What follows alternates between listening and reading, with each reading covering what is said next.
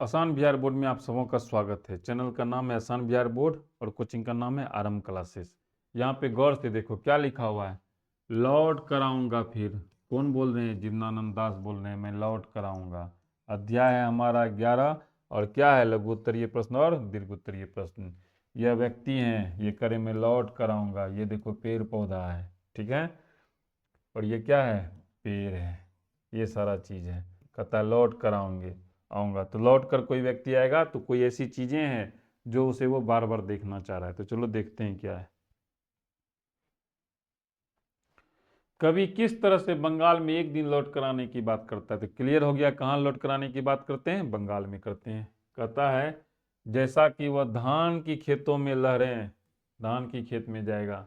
कल कल करती हुई नदियां, नदियों का जो आवाज होता है, उसकी जो पानी की आवाज होती है वो कल कल करती हुई होती है, तो वहां वह आना चाहता है। इसका मतलब है कि कवि प्राकृतिक संपदा से भरपूर बंगाल में वापस आने की बात करता है।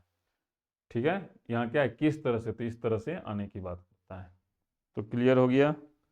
आगे बढ़ते हैं प्रश्न नंबर 2 की ओर। कहता है कवि अगले जन्म जन्म जीवन में क्या क्या बनने की संभावना व्यक्त करता है? तो देखो वो अबाबिल बनना चाहता है।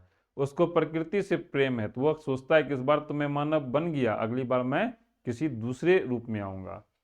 उल्लू बनना चाहता है, कौवा बनना चाहता है, सारस बनना चाहता है, बच्चा बनना चाहता है, नाविक बनना चाहता है, क्योंकि वह चाहता है कि वह किसी भी रूप में पुनर्जन्म ले और अपनी मातृभूमि में ही वापस आए। ये सभी चीजें बंगाल में उस समय उपलब्ध थी। प्रश्न नंबर 2 समाप्त हो गया। अब हम प्रश्न नंबर 3 की ओर। अगले जन्मों में बंगाल में आने की क्या सिर्फ कवि की इच्छा है? स्पष्ट कीजिए। कहा कि नहीं, यह कवि की नहीं बल्कि हर जनसाधारण की भी यही इच्छा है, हर प्रकृति प्रेमी देशभक्त व्यक्ति की भी यही इच्छा है। बंगाल की प्रकृति वास्तविक में काफी खूबसूरत है, ये बात माननी पड़ेगी।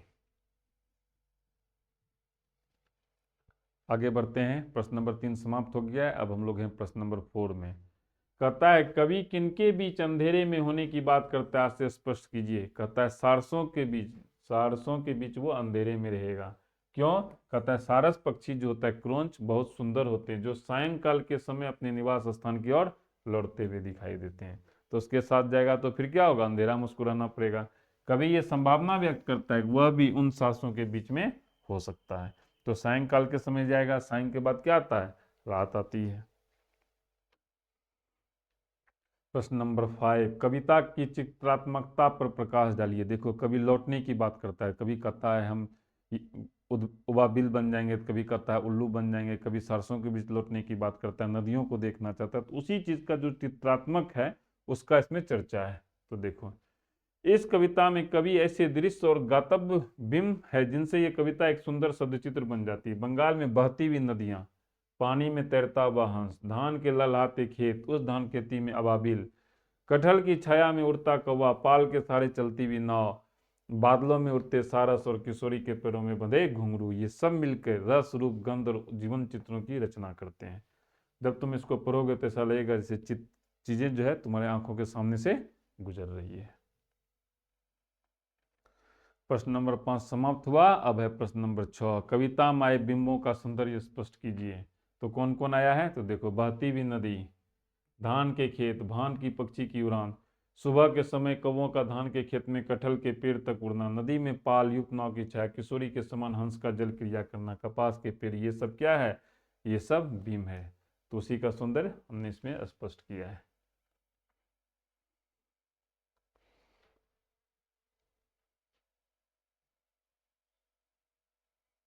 तो क्लियर हो गया।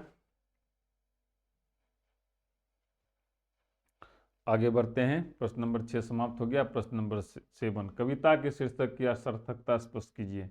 बिल्कुल सार्थक है, क्योंकि इसमें कवि लौटने की बात करता है और कहता है हम ये बनकर के आएंगे और वो बन के आएंगे। तो पहला, कवि अपने मातृभूमि की के प्रति गहरे प्रेम को प्रकट करता है। कवि के अनेक बिंबों और उपमाओं के माध्यम से अपनी मातृभूमि के साथ अपना संबंध स्थापित करने का प्रयास किया है। लौट कर आऊंगा फिर इस बात को स्पष्ट करता है कि कवि अपनी मृत्यु के बाद दोबारा बंगाल में ही जन्म लेगा और नए रूप या शरीर के अनुकूल ही देश के प्रति अपना प्रेम प्रकट करेगा। इसलिए यह जो शीर्षक है यह पूरी तरह से सार्थक है। इस तरह से लिखेंगे हम। ठीक है, आगे बढ़ते हैं। 7 नंबर समाप्त हो गया। 8 नंबर, कवि अगले जन्म में अपने मनुष्य होने में क्यों संदेह करता है, क्या कारण हो सकता है? उसको ऐसा होता है, देखो भारतीय जो है वो पुनर्जन्म में विश्वास रखते हैं, ठीक है, और कहता है कि जीव जंतुओं की 84 लाख योनियां होती हैं। उसको ऐसा लगता है कि अगर मनुष्य योनि दोबारा मिलेगा तो, और मनुष्य योनि क्या होगा, आखिर में मिलेगा, यानी इस योनि के बाद उसको जीव जंतु की योनि मिलेगी। तो वह सोचता है कि वो सदकर्मों द्वारा जन्म मरण के चक्कर से मुक्ति पा ले, और उसे अगर पुनः जन्म मरण के चक्कर में पड़ना पड़े भी तो वो अलग अलग रूप में बंगाल में आए। तो क्लियर हो गया प्रश्न नंबर 8। अब हम लोग बढ़ते हैं प्रश्न नंबर 9 की ओर। 100 प्रसंग व्याख्या करें। बनकर शायद हंस में किशोरी किशोरी का, घुंघरू लाल पैरों में तैरता रहूंगा बस दिन भर दिन पानी में, गंध जहाँ होगी हरी भरी घास की। पहला तो कहाँ से आया है और कौन इसके लेखक हैं, ये तो हमेशा लिखना है, चलो लिख दिए। कहता है बंगाल में आना है उनको, इस बार हंस के रूप में आना है, हंस के रूप में जन्म लेंगे और फिर से अपनी मातृभूमि बंगाल में आएंगे, और वहां से किशोरी के समान घुंघरू बंधे हुए लाल पैरों के साथ दिन भर पानी में तैरते रहेंगे। हंस बनकर आएंगे और पानी में तैरते रहेंगे, जहां हरी भरी घास की सुगंध होगी, जहां हरी भरी घास की सुगंध होगी। इस कविता के अंश में कवि के राष्ट्र प्रेम के साथ ही उनके व्यक्तिगत प्रेम का भी गहन और सांकेतिक चित्रण हुआ है।